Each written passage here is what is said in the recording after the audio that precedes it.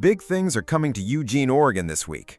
Tate Taylor is ready to blow up the 100 meters. He's just 18 years old from San Antonio, and he's heading back to Hayward Field. This is the same track where he beat an Olympic champion back in July. But wait, there's a problem. Only one sprinter in this race has run under 10 seconds this season, and that sprinter is not American. So let's rewind and talk about what really happened at the Prefontaine Classic. That one afternoon changed everything for this kid. Taylor was running his very first Diamond League race ever, and who was standing next to him? Letsile Tebogo, the Olympic champion from Botswana. Remember, Taylor was still just a high school student from Texas at this point. The wind was blowing against him too, right at 0.9. He had to fight for every single step down that final stretch, and he still won. His time, 19.75, was way more than just a personal best.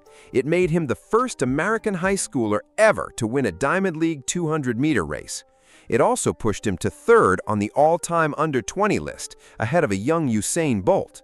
Tebogo came in second at 19.93. Every other pro in that race got left behind by a teenager who was running small meets in Texas just 18 months before. So yes, all this hype about him, it's real. But here's the twist. This video is about the 100 meters, and that's where things get messy. Every broadcast keeps saying the same number. Tate Taylor holds the American under-20 record in the 100 meters at 9.92 seconds. That's one of the fastest teenage sprints ever recorded. Only one person has ever run faster as a teen, Letsile Tebogo, who ran 9.91 back in 2022. But here's what nobody tells you. That 9.92 happened in May 2025. That's over a year ago now. His best legal 100-meter time this whole season? Just 10.04. Yes, he did run 9.95 in April, but the wind was too strong, so it doesn't count. And here's the real problem. Out of everyone racing at Hayward Field this week, only one man has broken 10 seconds this year. His name is Gary Card from Jamaica. He ran 9.93 at his national championships in June. That set a new Jamaican under-20 record. So think about this. The young American walks in holding the better record ever, but the weaker form right now. That gap is the whole story of this championship. To understand why that 9.92 still matters so much, we have to go back to one warm night in Austin, Texas. It was May 3rd, 2025.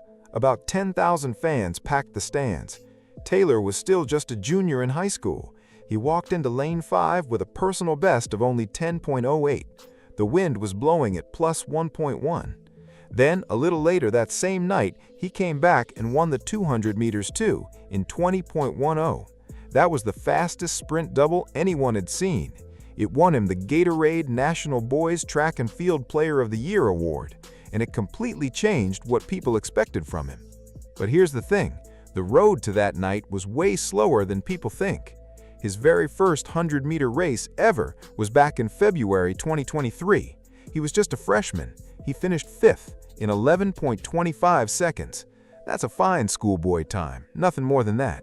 3 years later, he was beating Olympic medalists. This year, Taylor made a bold move. He skipped his whole senior season in high school to race the pros instead. That gamble paid off big. He ran 20.05 in April, breaking Noah Lyle's old high school record. He ran 19.97 in June, becoming the first American high schooler to ever break 20 seconds. He ran 19.94 at Nationals. Then came that huge 19.75 at Prefontaine. 4 races, 4 new bests.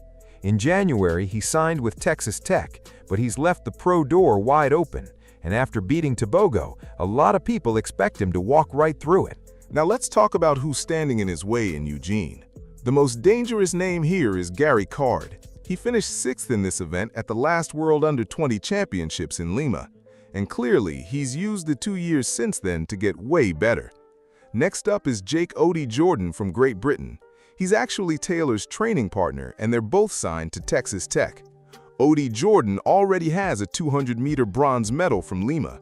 He also beat Taylor in the 100-meter final at Nike Outdoor Nationals this June. On the American side, Blake Hamilton has pushed him the hardest.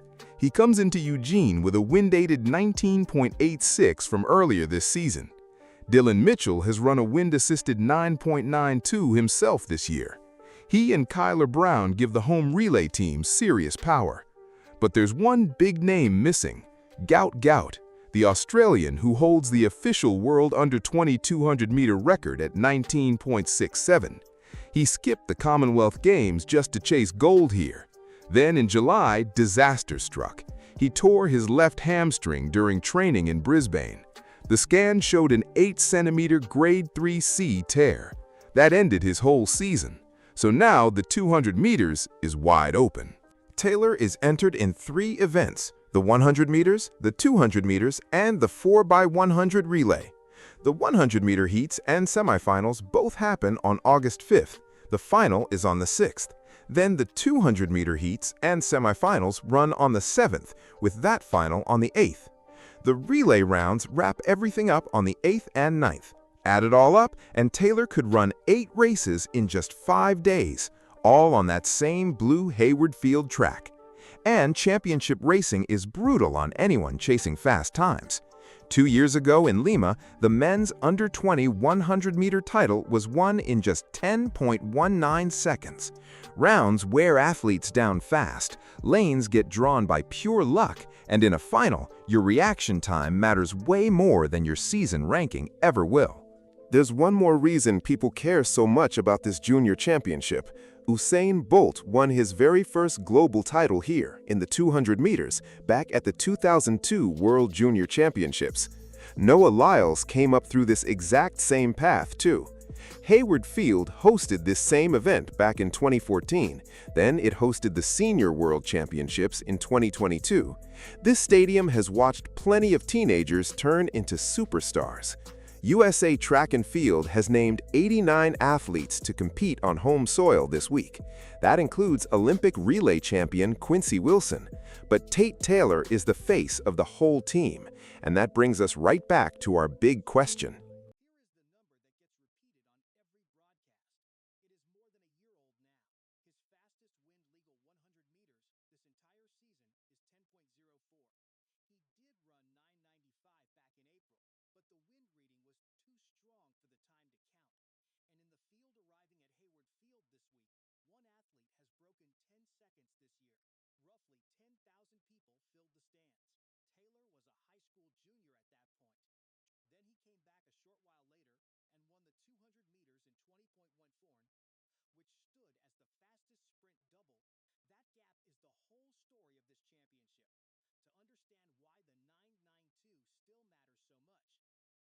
young American walks into the 100 meters